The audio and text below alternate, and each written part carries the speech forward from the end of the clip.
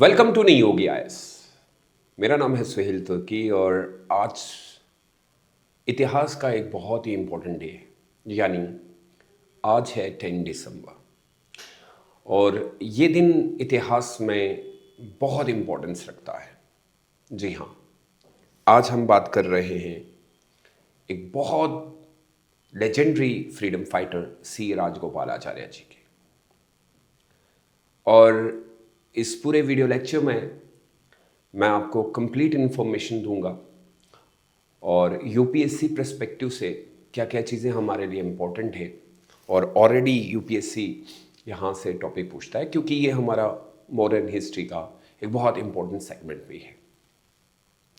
कोशिश करूँगा कि इस वीडियो लेक्चर में हम to the point C Rajagopalachari ji के बारे में ही डिस्कस करें, बट कुछ चीज़ें ऐड हो सकती हैं रिलेटेड टू, क्योंकि ये एक ऐसा पीरियड है जहाँ पे बहुत सारे उर्बी लीडर्स थे।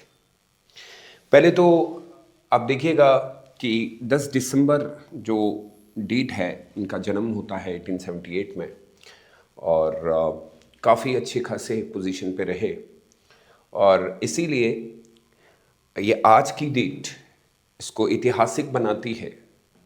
तो मैं कुछ चीज़ों के बारे में आज पहले बात करना चाहूँगा। सबसे पहले देखिएगा कि इनको हम नेशनलिस्टिक लीडर भी मानते हैं, एक बहुत बड़े फ्रीडम फाइटर हैं।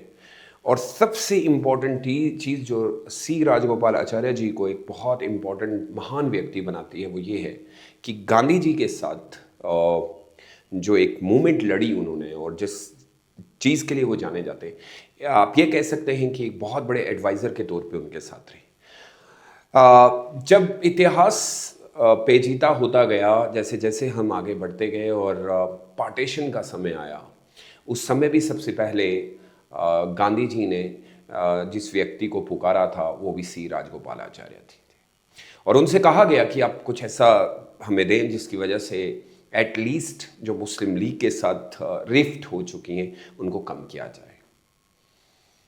आज देश इनको याद करता है, इनकी कंट्रीब्यूशन को और जो इन्होंने काम किए, क्योंकि इनको आप सोशल रिफॉर्मर के तौर पे भी देख पाएंगे, इनको आप फ्रीडम फाइटर भी कहते हैं और इनका एक बहुत बड़ा योगदान रहा आफ्टर इंडिपेंडेंस। तो कुछ लीडर ऐसे होते हैं जिनको आप मॉडर्न हिस्ट्री में भी देखते हैं, पोस्ट इंडिपेंडेंस पार्ट में भी देखते हैं। सबसे पहली बात देखिए, इनका एक जो डीप इन्फ्लुएंस रहा है गांधीयन फिलॉसफी को लेके। इन्होंने काफ़ी बार ये कहा कि जो गांधी की फिलॉसफी है वो इनको बहुत अच्छी लगी। नॉन कॉपरेशन मूवमेंट की बात करें, सिविल डिसोबीडियंस मूवमेंट की बात करें या क्विट इंडिया मूवमेंट की बात करें, हर जगह गांधी के साथ ये खड़े रहे और हर छोटे मोटे मुद्दे में भी उनके साथ थे। लेकिन कुछ ऐसा हुआ, आखिर में कुछ ऐसा हुआ जिसके चलते हुए उन्होंने क्विट इंडिया मूवमेंट में गांधी जी का साथ नहीं दिया। आखिर क्या वो वजह थी? लेकिन जिस चीज़ के लिए सी राजगोपालाचार्य जी जाने जाते हैं वो है जब हमारा एक बहुत ही क्रिशियल टाइम चल रहा था regarding the partition of India and Pakistan. So सबसे पहली चीज़ जो इनको बहुत खूबसूरत बनाती है, ये कुछ पॉइंट्स हैं जो हम आज डिस्कस करने वाले हैं।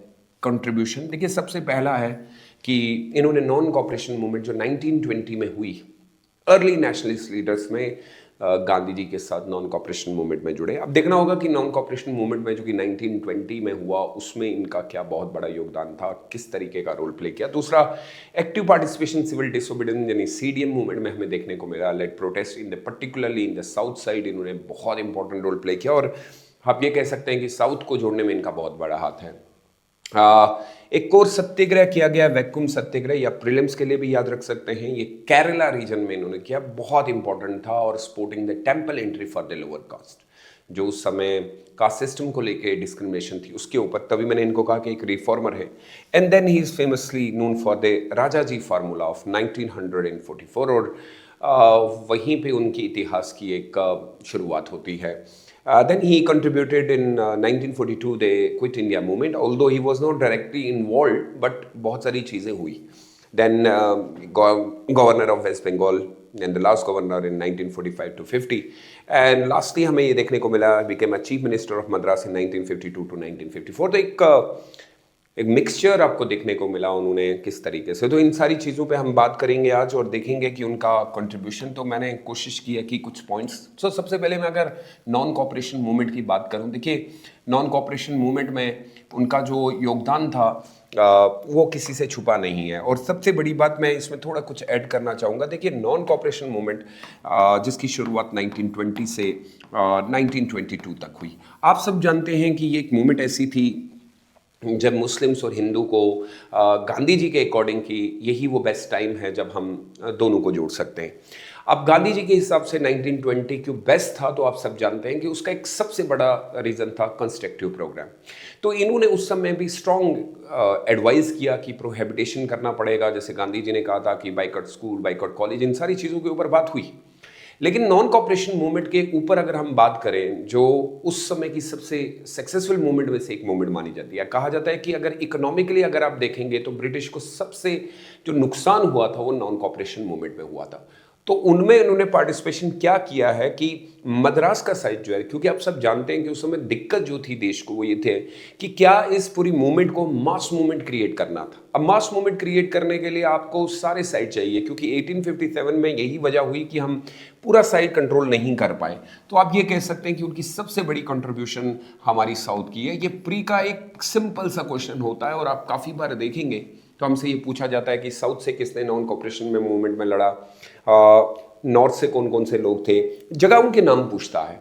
सिंपल याद रखना है। दूसरी बात यह है कि इन्होंने नॉन कॉपरेशन मूवमेंट में गांधी जी के दिए गए जितने भी उस समय की स्टेटमेंट्स थे उनके साथ वो खड़े रहे। लेकिन सवाल आके खड़ा रहा, क्योंकि 1922 को आपको याद है, वो डे आपको याद हो रहा होगा, एक बरदौली रेजोल्यूशन पास हुआ और उसमें गांधी जी ने विड्रॉ जब नॉन कॉपरेशन मूवमेंट को किया, बहुत सारे लोग उनके खिलाफ हो गए और इसके चलते हुए एक गैप क्रिएट हो गया, क्योंकि गांधी जी फिर 6 साल के लिए जेल हुए, लेकिन फिर 1924 में उनको रिहा कर दिया गया। लेकिन चीज़ें बहुत बदल चुकी थी।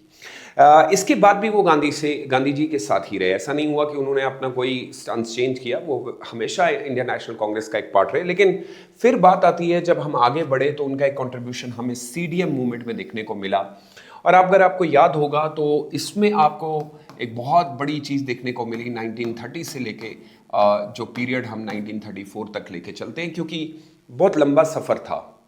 अब मैं आपको थोड़ा सा इसके पीछे में बता देता हूँ कि CDM मूवमेंट के अंदर जो ये वद्रयान सॉल्ट मार्च हुई, अब ये तमिलनाडु में हुई है। याद रखिएगा, आपको मैप के अंदर जब आप ऐसे टाइप के पॉइंट्स लिखते हैं तो कोशिश किया करें कि एक छोटा सा मैप आप बना सकते हैं मेंस की आंसर राइटिंग में। And he played a very important role. Why I am saying like it was the moment for to uplift जो उस समय के विलेज अपलिफ्टमेंट के लिए जो नीचे के एरियाज के लोग थे उनको आगे लाने की ज़रूरत थी, और इसमें एक बहुत बड़ा कंट्रीब्यूशन है। देखिए, आपको यह मानना पड़ेगा, गांधी जी ने उस समय भी कहा था कि इस मूवमेंट में सबसे इंपॉर्टेंट रोल गांव लोगों का होगा, क्योंकि सिटी के अंदर तो फैल ही रही थी, लेकिन गांव के लोग।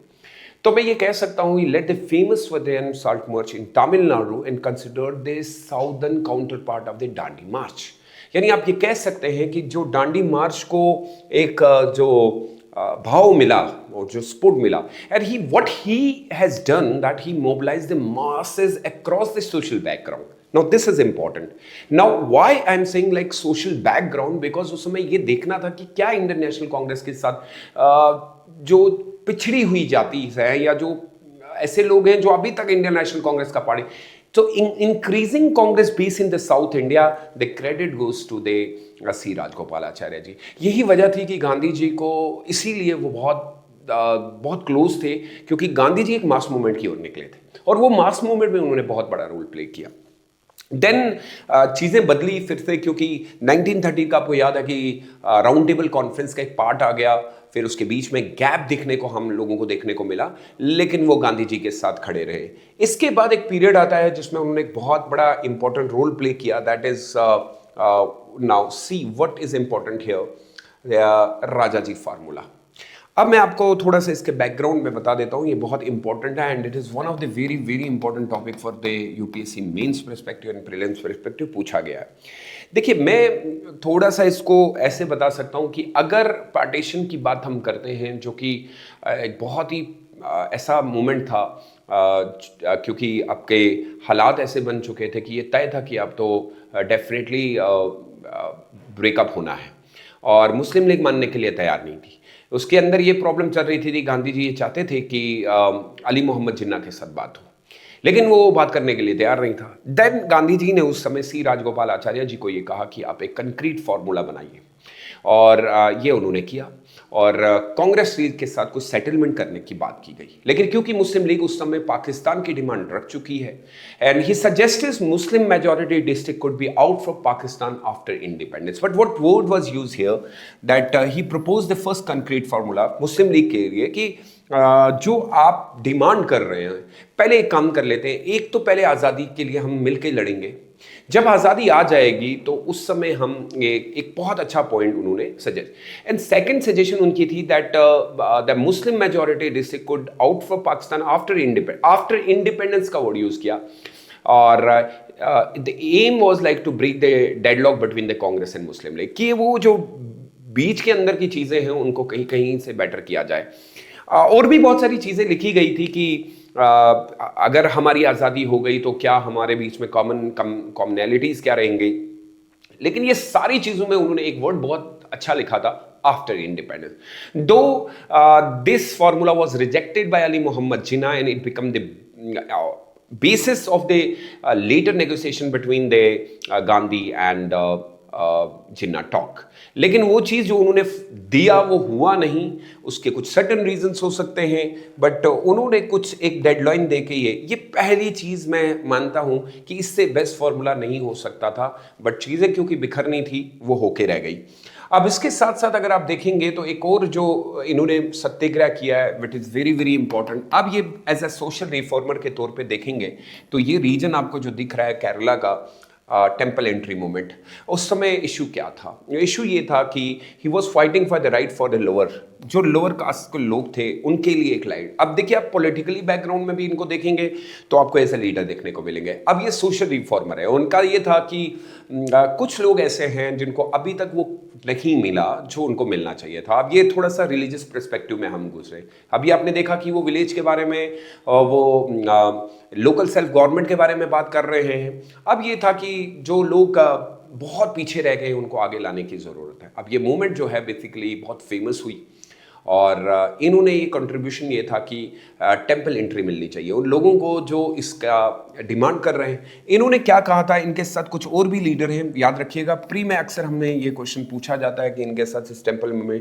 टीके माधवन थे, कलप्पन, सी राजगोपाल आचार्य जी, ईवी रामास्वामी, बहुत बड़े बड़े नाम हैं जिन्होंने उस समय, और फायदा भी हुआ, ऐसा नहीं है कि इसका लगे पार्शियली विक्ट्री हुई। टेम्पल एंट्री प्रोक्लेमेशन ऑफ 1936 पास किया गया जहां पे टेम्पल एंट्री की इजाज़त भी दी गई।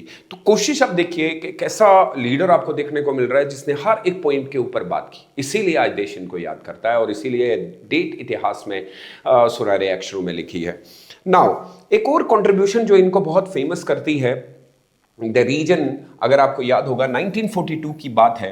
देखिए he oppose the violent method, he said like कि गांधी जी ने जो उस समय नॉन कॉपरेशन मूवमेंट में जो वायलेंस आई, क्योंकि क्विट इंडिया मूवमेंट में उन्होंने डू और डाई का जो स्लोगन दिया, बट ये उसके साथ नहीं थे।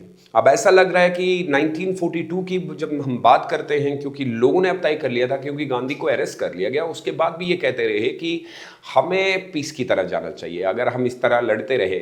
सो he oppose the violent method during the quit India movement and constantly, मतलब उसके जो बातें थी वो गांधी के प्रिंसिपल के साथ थी। दो he did not participated directly in the quit India movement, he remain a की कांग्रेस पार्ट, बट उनका ये मानना था कि अगर हम थोड़ा सा और सही तरीके से जाएं तो शायद बेटर तरीके से हमें आज़ादी मिल सकती है। यही वजह है मैंने कहा, and later he founded his own party called स्वतंत्र पार्टी of 1959। आजकल यूपीएससी अक्सर हमसे इस तरीके के क्वेश्चन पूछते हैं, तो याद रखिएगा प्री में इस तरीके के पार्ट आना बहुत बहुत बहुत इंपॉर्टेंट है जब एक ऐसे लीडर को आप पढ़ रहे हैं। एक और मैं इनके बारे में एक अच्छी जो चीज़ मुझे लगती है, इनका एडमिनिस्ट्रेटिव एंड पॉलिटिकल अचीवमेंट भी है। आफ्टर इलेक्शन जब हमारा under government of India 1935 he became one of the key figure of the Madras presidency of 1937 to 1939। So he उनका जो इंट्रोड्यूस प्रोहिबिटेशन, टेम्पल एंट्री की बात की ही, and reform in the education के बारे में उन्होंने बात की। He implemented measure to improve the rural credit and cooperative movements as well. So आप देखेंगे तो आपको लगेगा कि एक एक ऐसा बंदा है जिसने सच में जो रियल तरीके से बाद में उनके जो he became governor of West Bengal, later governor general of India in 1948 to 50, the last and the only India to hold this post. And even though he served as a chief minister in post-independence part of the Madras in 1952 to 54, and introduced the Rajadi system, which was like basically a modified the elementary education system which was given by the Gandhiji, the Vardar scheme. And later he founded his own party advocating free market principle, become his important voice against the excessive centralization. But he was an intellectual, of course. He was a social contributor, of course. He was a great writer, as a translator. उन्होंने बहुत सारा काम किया on Ramayana, on Mahabharata, even the ethical literature he worked a lot. And he was a prominent supporter of a social reform. He opposed the caste discrimination, and his main aim was to encourage the intercaste marriage. तो एक equality की बात की, एक justice की बात की जो आज़ादी के बाद भी दिखी। तो देश ऐसे फ्रीडम फाइटर्स को हमेशा याद करता रहेगा और इनका इम्पैक्ट हमारे इतिहास में हमेशा रहेगा। Stay tuned, stay safe and stay blessed. Bye bye.